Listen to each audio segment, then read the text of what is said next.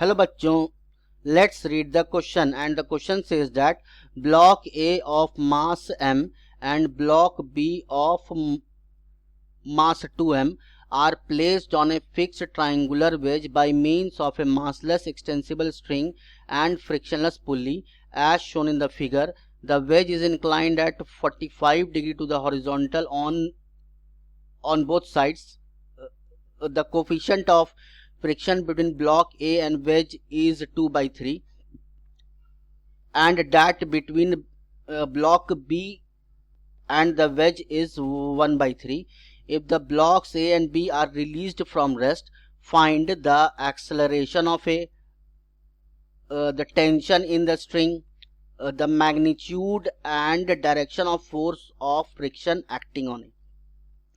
तो ये सवाल में बोल रहा है कि दो मास है जिसका कि मास जो है गिवन है कितना m और 2m, दोनों को जो है वेज में जो प्लेस्ड कर दिए और दोनों जो है एक दूसरे से कनेक्टेड है बाय मींस ऑफ स्ट्रिंग और पुली, और जो ना दोनों के बीच जो है फ्रिक्शन कोफिशिएंट दिया है। तो सवाल में पूछ रहा है एक्सेलरेशन निकालने के लिए, टेंशन निकालने के लिए और फोर्स ऑफ फ्रिक्शन ऑन ए निकालने के लिए, है ना, उसका मैग्नीट्यूड और डायरेक्शन दोनों।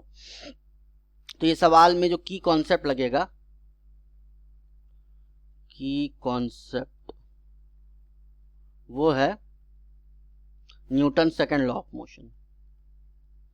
Newton's second law of motion.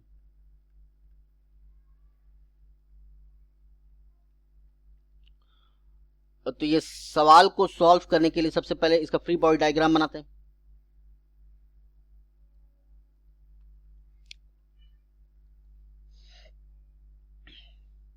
तो यहां पर एक वेज प्लेस्ड है,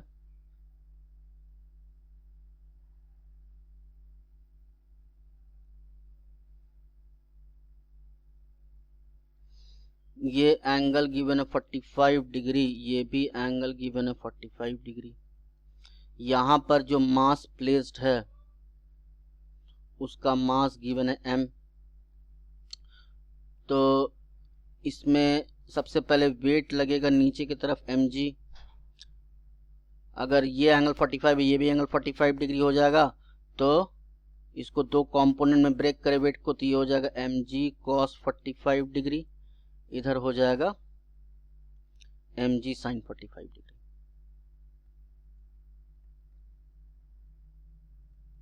और नॉर्मल रिएक्शन फोर्स जो है वो वेज के जो परपेंडिकुलर डायरेक्शन में लगता है, तो R is equal to mg cos 45 हो जाएगा। सिमिलरली अगर यहाँ पर अगर जो हम देखें, यहाँ पर जो मास प्लेस्ड है वो 2m है, तो इसका भी वेट नीचे के डायरेक्शन में लगेगा। ये हो जाएगा मेरा जो 2mg। इसको भी दो कंपोनेंट में अगर ब्रेक करें तो इस डायरेक्शन में लगेगा 2mg cos 45 डिग्री, और इस डायरेक्शन में लगेगा 2mg sin 45 डिग्री। इसमें इसका भी नॉर्मल रिएक्शन फोर्स जो है वेज के परपेंडिकुलर डायरेक्शन में लगेगा, r डैश मान लेते हैं। अच्छा, एक फोर्स और लगेगा इसमें, यहाँ पर इस डायरेक्शन में जो है वो टेंशन लगेगा, उसी तरह यहाँ पर भी जो है इस डायरेक्शन में टेंशन लगेगा। और अगर मान लें कि ये इसका मोशन जो है इस डायरेक्शन में जो है ना 2mg sin 45 की डायरेक्शन, इस डायरेक्शन में पूरा, तो ये इसका मोशन जो है डाउनवर्ड डायरेक्शन में है जो है 2mg मास का, तो इसमें फ्रिक्शन जो है जो बैकवर्ड डायरेक्शन में लगेगा, तो बैकवर्ड डायरेक्शन में इसमें फ्रिक्शन फोर्स लगेगा F1 मान लेते हैं। और इसी तरह इसमें भी बैकवर्ड डायरेक्शन में फोर्स ऑफ फ्रिक्शन जो F2 मान लेते हैं, इसमें F2। तो सबसे पहले देखते हैं इसमें कि along the string जो है, along the string जो है एक्सटर्नल फोर्स कितना लग रहा है। तो एक तो एक्सटर्नल फोर्स अगर देखें इसमें हम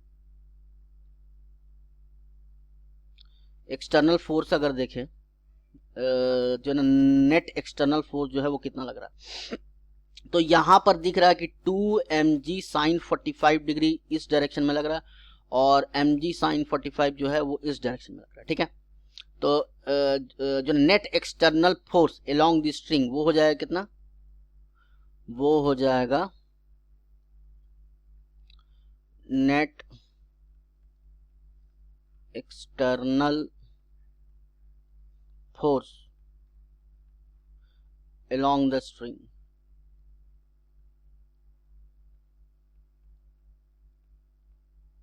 वो हो जाएगा 2 mg sine 45 degree minus mg sine 45 degree, तो ये हो जाएगा 2 mg sine 45 minus mg sine 45 sine mg sine 45 degree, तो साइन 45 1/√2 होता तो mg/√2 हो जाएगा, ये हो गया mg/√2, ये निकल गया नेक्स्ट एक्सटर्नल फोर्स। अगर ये नेट एक्सटर्नल फोर्स जो है फोर्स ऑफ जो फ्रिक्शन लग रहा है उससे ज्यादा होगा तो मोशन जो है वो एक्सेलरेटेड होगा, और अगर कम होगा तो ये पूरा सिस्टम जो है वो रेस्ट में रहेगा। तो अब हम देखते हैं कि F1 और F2 मिला के कितना है, तो force of friction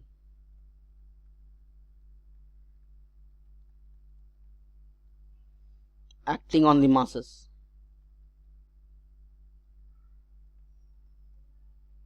acting on the mass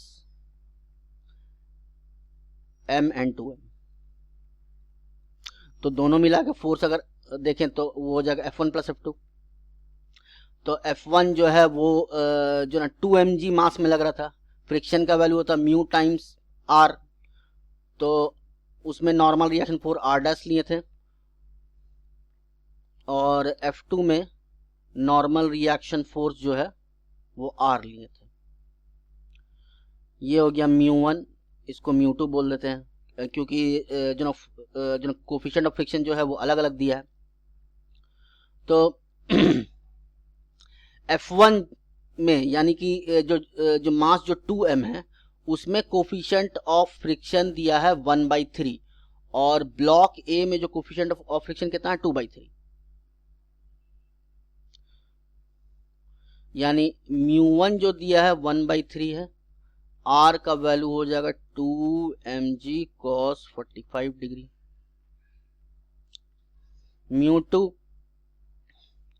μ2 का वैल्यू जो है वो दिया है 2/3 और r का वैल्यू हो जाएगा mg cos 45 डिग्री।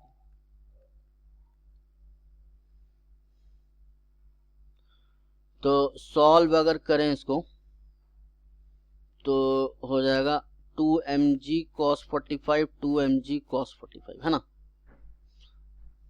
तो हो जाएगा 4 mg cos 45 डिग्री बाई 3, तो हो गया कितना 4 mg जो cos 45 की वैल्यू 1/√2 होता है, तो 4 mg/3√2 है ना, ये निकल के आया फोर्स ऑफ फ्रिक्शन। तो अगर इसको हम कंपेयर करें नेट एक्सटर्नल फोर्स से, नेट एक्सटर्नल फोर्स कितना है mg/√2 और ये 4/3 होता है 1.33, तो 1.33 mg/√2 होगा, यानी फ्रिक्शन फोर्स ज्यादा है 1.33 mg/√2, यानी फोर्स ऑफ फ्रिक्शन ज्यादा है नेट एक्सटर्नल फोर्स से, तो ये ब्लॉक्स जो है वो मूव नहीं करेगा, यानी कि एक्सेलरेशन कितना हो जाएगा 0।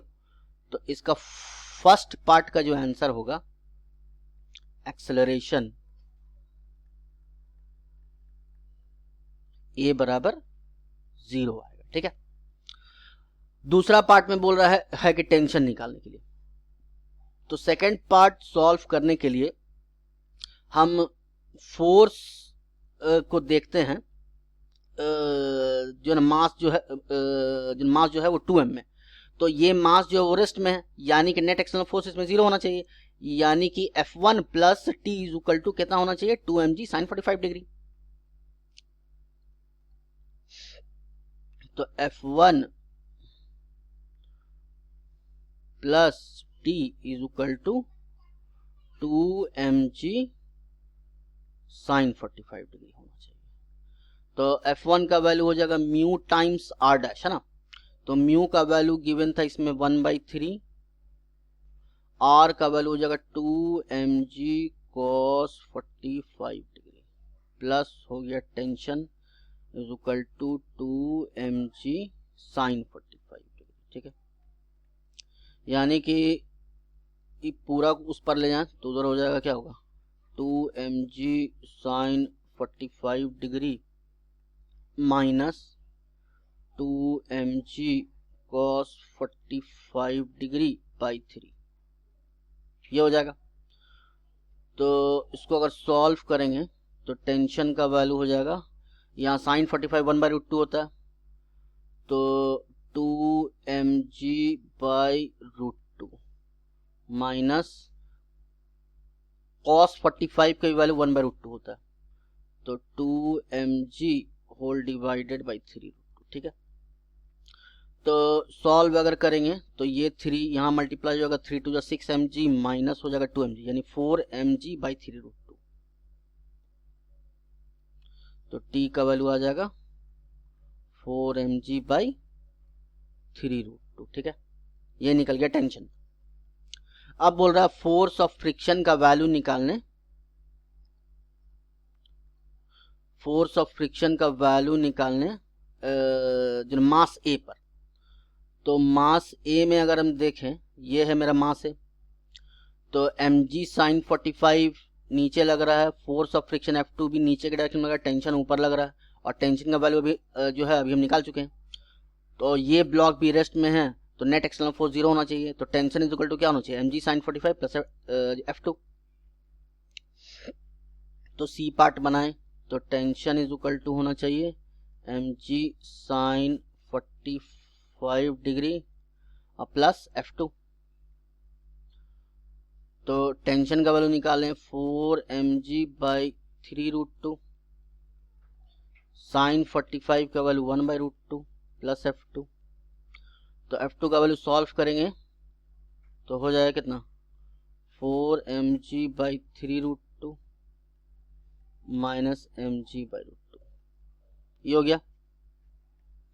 तो ये 3 यहाँ मल्टीप्लाई होगा तो 4mg माइनस 3mg यानी कि mg/3√2, ये निकल गया मेरा फोर्स ऑफ फ्रिक्शन का वैल्यू। और अगर इसका डायरेक्शन अगर पूछे तो डायरेक्शन जो है वो पीछे की तरफ लग रहा है, तो इसका जो फाइनल आंसर क्या क्या होगा, फाइनल आंसर है कि एक्सेलरेशन जो है वो 0 आया है। अच्छा, जो टेंशन का वैल्यू है 4mg/3√2,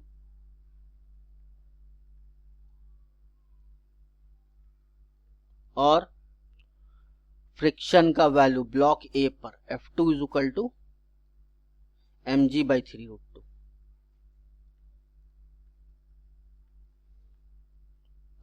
तो final answers are acceleration is equal to 0, the tension in the string is 4mg/3√2 and force of friction on block A is mg/3√2. Hope you have understood it well. Best of luck.